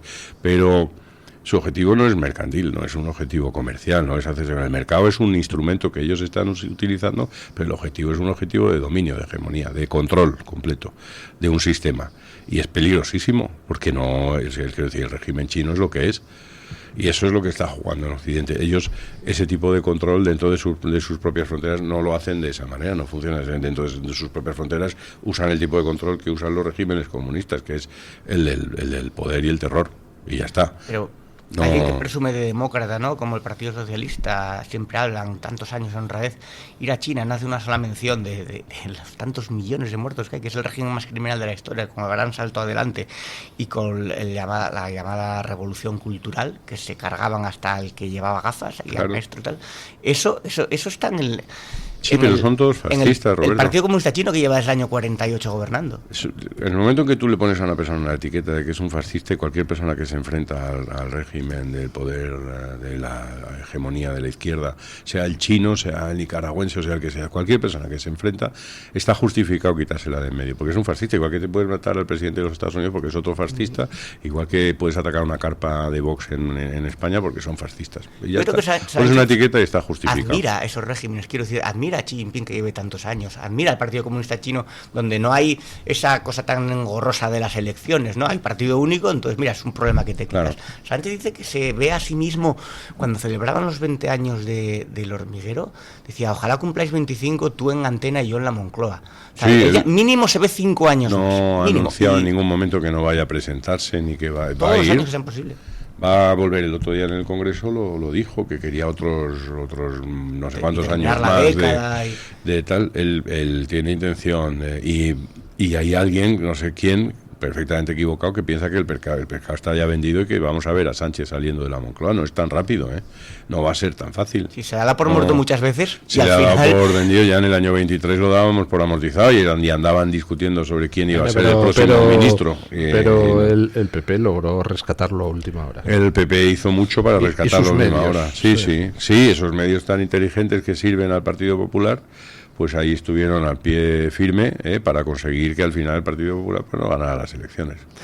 Bueno, mencionaba usted el régimen criminal chino. Puse yo hace tiempo una gráfica de la mortalidad histórica desde 1950 hasta la fecha, que se ve como en el mundo la mortalidad va cayendo, y solo hay 2 picos, donde de repente en mitad de la caída, ¡pum!, hace así, ¡buah! Uno de ellos es el COVID, que mató entre 2020 y 2021 a aproximadamente 15 millones de personas en todo el mundo, y otro es el gran salto adelante. Las purgas chinas. Donde mataron de hambre directamente a 20, 30 millones de chinos en cuestión de un par de años. O sea, bueno, vamos a hablar un poco para desengrasar, ya para terminar, aprovechando que tenemos solamente 8 minutillos. ¿Qué les parece a ustedes lo de la flotilla guarrilla?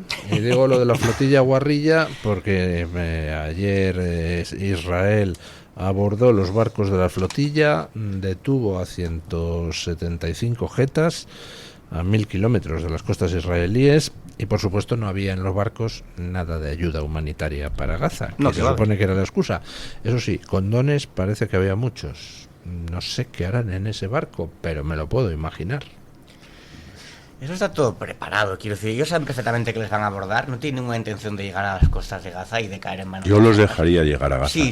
Es lo que yo un intercambio cultural con el yihadismo. Yo los dejaría una vez, de verdad, tío, que creo que Israel, que no lo va a hacer porque Israel es un país es uno de los países más serios del mundo, pero yo los dejaría llegar un día. Ahí tienen ustedes, vayan. Pero es una fiesta de autopromoción, yo creo, de los que están allí, ¿no? Decir, fíjate qué buena persona soy, fíjate qué comprometido, me voy en esta flotilla donde no tenemos agua corriente y tenemos que hacer nuestras necesidades por la borda, ¿no? Como los antiguos barcos de vela, y hacer TikToks, ¿no? Y subir cortes de reels, y de paso, si vas parando por las distintas calas del Mediterráneo, donde hay un ambiente más o menos todavía veraniego, preveraniego, pues mejor para ellos, ¿no? Y luego victimizarse, es que nos han atacado. Crucero del postureo, básicamente. Es muy... y con falta de higiene, porque mucha de la tripulación acumulada... Pero esa la llevan antes de subirse al buque. Claro, pero esos camarotes como tienen que oler, porque claro, no creo que haya un servicio de habitaciones diario que vaya ahí a limpiar. Vamos a intentarlo imaginarlo. Bueno, en fin, la flotilla anterior acabó como el Rosario de la Aurora. Ya saben ustedes que la flotilla anterior que salió de aquí de España, recaló en Túnez subió la sección musulmana, sección musulmana que al cabo de pocos días estaba bofetadas con los otros de la flotilla, porque decía que esa flotilla estaba llena de homosexuales, textual.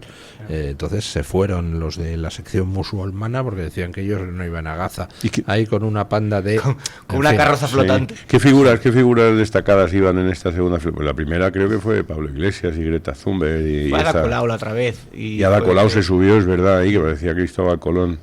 Y estaba luego esta señora Cristóbal Colau. Cristóbal Colau, sí. Y ahora no se ha subido. Pues tenían que haberse llevado por lo menos a Miguel Ríos. A mí lo que me sorprende es que no hayan conseguido. Una flotilla de fiesta homosexual llegando a Gaza, aquello tenía que ser un choque cultural más fuerte que el de Colón cuando llegó a lo que es la isla de las Palmas. Así entre usted y yo creo que los de la flotilla estaban rezando a ver si nos aborda ya Israel y no tenemos que llegar a las costas de Gaza. De hecho, vieron una bengala y dijeron, es un misil de Israel que nos ataca, que nos ataquen ya, por favor. De verdad que les van a dar de comer, les van a dar una manta. Pasar una vez, un día, nada más que por prueba. Pero usted lo dice, Israel no es un país serio. No, porque, sabe lo que iba a suceder, y el problema es que entonces de todas le iba a caer a Israel la bronca. Quiero decir, yo hace unos días hablaba con una persona que estaba en Dubái, y que hasta en Dubái ya han llegado drones iraníes y todo, y no sé qué. Y es con una postura un poco anti-israelí. Y yo, pues si los drones te los ha mandado Irán. Ya, pero no habrían venido si no llega a ser porque Israel ha estado bombardeando. Pero entonces, ¿por qué bombardea Irán a Dubái? ¿Qué sentido tiene eso? No, ninguno. Pero no, la culpa es de Israel. De todas, la culpa es de Israel, por supuesto. Era la frase de Golda Meir, que se decía que si los árabes deponen las armas, la guerra termina, y que si Israel depone las armas, desaparece Israel. Y realmente es así, porque Israel no puede permitirse no practicar la autodefensa, incluso la defensa preventiva. Yo lo único que siento cuando hablo de Israel es envidia, porque nosotros estamos yo también en un nivel muy diferente todavía. Estamos siendo atacados desde hace mucho tiempo, y el sentido nacional de supervivencia de lo que es nuestro, esa manera de defenderla y de unirse como una piña para lo que verdaderamente importa, es envidiable de Israel. Yo me siento verdadera envidia por esa nación. ¿Cómo tratan a los terroristas y a sus enemigos? Sí, totalmente. Sí, señor. Y el que la hace, la paga. Lo siento, será poco cristiano, pero yo soy partidario de eso. Sí, por muchos años que pasen, etcétera.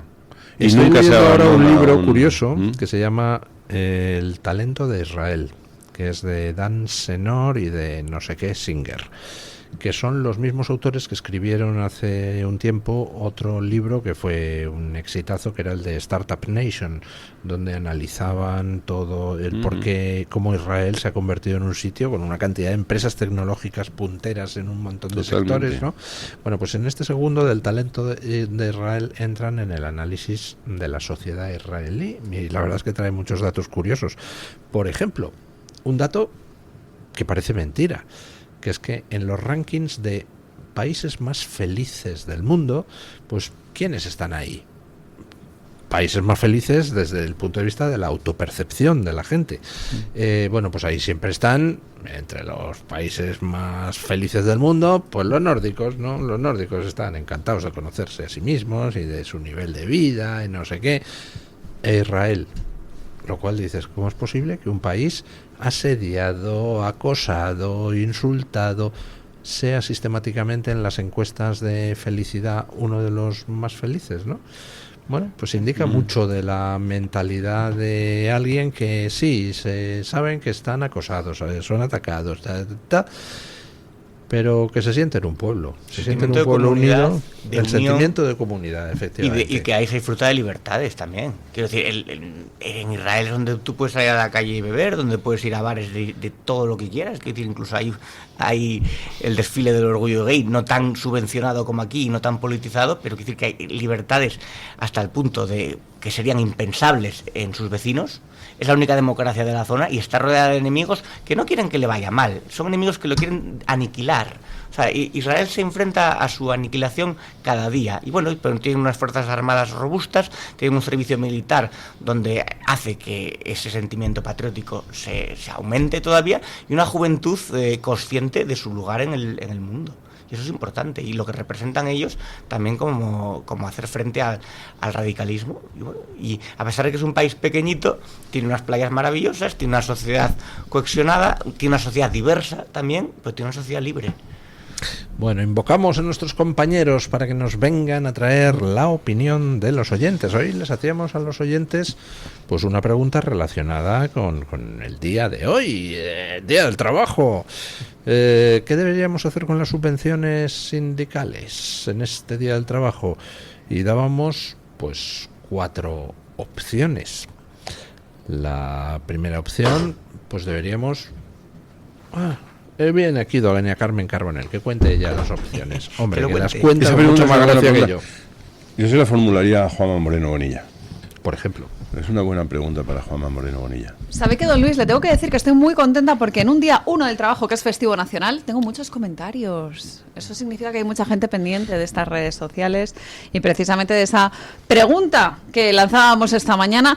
Les he dicho yo esta mañana a los oyentes que teníamos que haber aprovechado la circunstancia para haber empezado el programa diciendo a las mariscadas y muchos se han acordado de los famosos comegambas. Bueno, recuerdo la pregunta en el Día del Trabajo: ¿qué cree usted que habría que hacer con las subvenciones públicas a sindicatos? Señores, aumentarlas, mantenerlas, reducirlas, eliminarlas. Hay ¿Ustedes qué votarían? Eliminarlas. Claro que sí. Sí, yo eliminarlas absolutamente. Vamos. ¿Hay una opción? Que tiene un 0% de los Las votos. está dando mucho últimamente esto. Sí, últimamente, y eso que están votando muchísimas personas. La opción de mantenerlas. Ah, mira. Es a 0%. Hay un 1% que ha dicho que hay que aumentarlas. Hay un 1% que dice que hay que toma aumentar. al madrugar. Eso es Error muestral. eso es la cúpula de UGT y comisiones que han Hombre. dado la consigna a votar. Me extraña porque es muy pronto. O sea, que hayan madrugado un día festivo. Nada, retiro lo dicho, tiene usted razón. Error muestral. Inverosímil. Muestral. Hay un 2% que dice que hay que reducirlas y hay un 97% de los encuestados que considera que hay que eliminarlas. Y voy con los comentarios, don Luis, que han estado muy divertidos nuestros oyentes en las publicaciones de YouTube. Por ejemplo, José Pineda dice que ya no es el Día del Trabajo, don Luis, este día 1 de mayo. Hoy es el Día del Patrón de los Sindicatos, es San Comegambas. O sea que esta es la nueva manera de denominar este 1 de mayo. Emilia Schlenker dice que el que quiera estar sindicado, que pague una cuota, como en Francia. Hay que evitar que los sindicatos estén subvencionados por el gobierno. Ese nexo entre el gobierno y los sindicatos es algo muy repetido. Atención a esto que dice Ignacio Villarino, 4465, en las publicaciones de YouTube. Los sindicatos son absolutamente necesarios y por eso deben vivir de su militancia. Porque si son subvencionados, jamás responderán por los trabajadores. PP y PSOE los riegan con nuestros impuestos en algo que es claramente mafioso. Atención a ese nuevo vínculo que nos contaba este oyente en este comentario sobre el gobierno y los sindicatos. Alguien que se hace llamar MCB3O y latina dice que unos trabajamos para que otros vivan del cuento. Así va España. A mí me fastidia en muchas ocasiones. He trabajado en entidades públicas en las que, por ejemplo, había liberados sindicales que yo les veía pasearse mientras otros íbamos hasta aquí de trabajo. Y a mí eso es algo que me daba especial rabia. Por eso son liberados, pues están libres de trabajar. Pero ¿y de qué manera, Roberto? ¿De qué manera estaban liberados? En fin, en Twitter, Topomares dice que motosierra subvenciones a sindicatos, a patronal y a partidos. Estoy de acuerdo. Gema Cobo 94 dice que quien quiera pertenecer a ese club, que pague la cuota. Aún así, si tiene algún problema laboral, que busque un buen abogado laboralista, porque el sindicato en muchas ocasiones no hará nada. Para que vean ustedes lo poco que hacen o para lo poco que sirven. JL en Twitter dice que hay que eliminar esas subvenciones de raíz que se financien con las cuotas de sus afiliados, y lo mismo con la patronal y los partidos políticos. Y termino con un comentario del chat de YouTube, es del Papa Benigno 1975, que dice que todo va a depender, don Luis, de cómo esté el precio de mercado de las gambas. Que esto ya lo hemos dicho esta mañana, era una cosa que nos preocupaba muchísimo. A ver qué van a comer hoy los sindicatos. Solución a todos los problemas: acabar con las subvenciones sindicales, pero vamos, dejarlas a cero. Y además con eso no solo nos quitamos de en medio a los falsos sindicatos, sino que además se recuperarán los caladeros de marisco. Pues y mira, ya está. Bueno, muchísimas gracias, don Borja Montoro. Muchísimas gracias, don Roberto Granda. A ustedes. A usted, Muchísimas gracias, doña Carmen Carbonell, Un por placer, traernos Luis. la opinión de los oyentes. Y gracias, por supuesto, a los oyentes por hacernos llegar su opinión a través de la libre encuesta. Y llega el momento de poner el punto final a esta tertulia de Mañanas en Libertad en el Día del Trabajo. ¿Cómo ponemos punto final? Pues como siempre, con nuestro amigo don Paco Linares, que hoy nos viene a recordar que salir de la corriente asusta a la gente. Buenos días, don Paco Linares, ¿por qué lo dice? Gracias. Saludos cordiales para todos, compañeros y teleescuchantes. ¡Feliz mes de mayo! Comenzó hoy oficialmente la campaña para las elecciones andaluzas. El resultado final, el resultado de esta catarsis política en forma de actos y mítines para captar votos, lo sabremos el próximo día 17. Continúo con otros argumentos. Dietrich von Hommer era un teólogo alemán y estuvo en una celda nazi hasta 3 semanas antes de que acabara la Segunda Guerra Mundial en Europa, porque los nazis 3 semanas antes lo asesinaron, pero dejó unos escritos redactados en prisión que han sido uno de los alegatos más esclarecedores sobre el comportamiento del ser humano. Entre infinidad de pensamientos políticos contradictorios que otros hicieron a lo largo de la historia, él escribió una frase que es el resumen de su trabajo particular. Abro comillas: la estupidez es un enemigo más peligroso que la maldad. Cierro comillas. A un malvado se le puede reconocer y se le puede neutralizar, pero el ser humano es gregario, se une en grupos, en tribus, no importa el nivel cultural que tenga, porque fuera del grupo se siente solo, pero en grupo deja de pensar y es capaz de aplaudir a Hitler si todos lo hacen, porque es más cómodo que piensen otros por él. Aunque esa persona esté dentro de los parámetros habituales, con su familia, hijos, conocimientos, trabajo, religión, raza, sexo, etc. No quiere entender nada que no piense ese colectivo de sus parámetros habituales al que pertenece. Resumiendo en un dicho local: ¿dónde va Vicente? ¿Dónde va la gente? Y hay que ser muy fuerte para opinar contra el rebaño, con lo cual justifico el título de este espacio: salir de la corriente asusta a la gente. Buen fin de semana. El lunes más y mejor. Punto final.